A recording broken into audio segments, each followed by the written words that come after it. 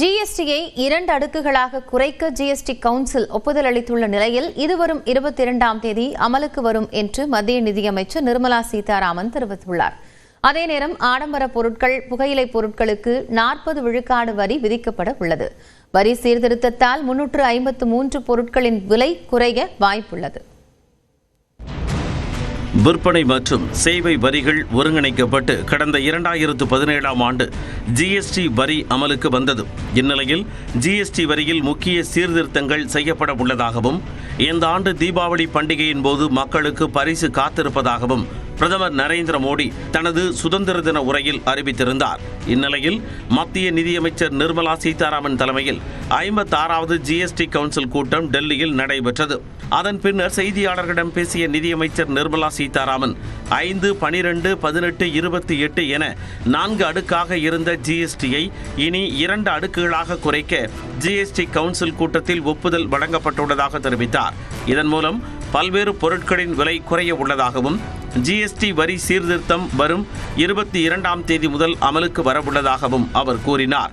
These reforms have been carried out with a focus on the common man. Every tax levied on common man's daily use items have gone through a rigorous looking into, and in most cases the rates have come down drastically.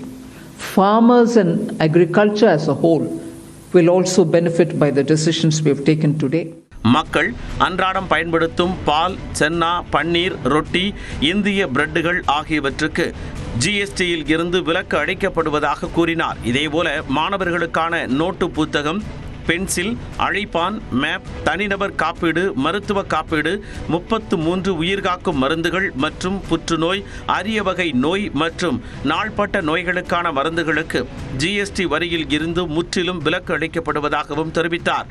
தேங்காய் எண்ணெய், soap, shampoo, பற்பசை, மிதிவண்டி, மேசை, நாற்காலி, சர்க்கரை, copy, வெண்ணெய், நெய், sauce, chocolate, biscuit, உலர் பழங்கள், மார்பிள், பார்வையை சரி செய்யும் கண்ணாடிகள், புதுப்பிக்கத்தக்க எரிசக்திக்கான சாதனங்கள், சமையல் பாத்திரங்கள், மருத்துவ கருவிகள் உள்ளிட்டவற்றுக்கான ஜிஎஸ்டி பல்வேறு விதமாக இருந்த நிலையில் அவை 5 விழுக்காடாக குறைக்கப்பட்டுள்ளன.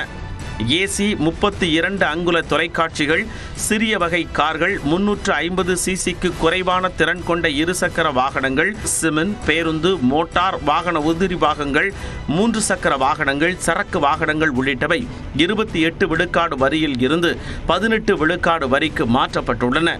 5, 18 விழுக்காடு ஜிஎஸ்டி அடுக்குகளுடன் சிறப்பு வரி விதிப்பாக 40% வரி விதிப்பு அறிமுகம் செய்யப்படுவதாக நிதியமைச்சர் தெரிவித்தார். அதன்படி கார்பனேற்றப்பட்ட குளிர்பானங்கள், எஸ்யூவி ரக கார்கள், சொகுசு கார்கள், தனிநபர்களுக்கான விமானங்கள் உள்ளிட்டவற்றுக்கு 40% ஜிஎஸ்டி விதிக்கப்படும்.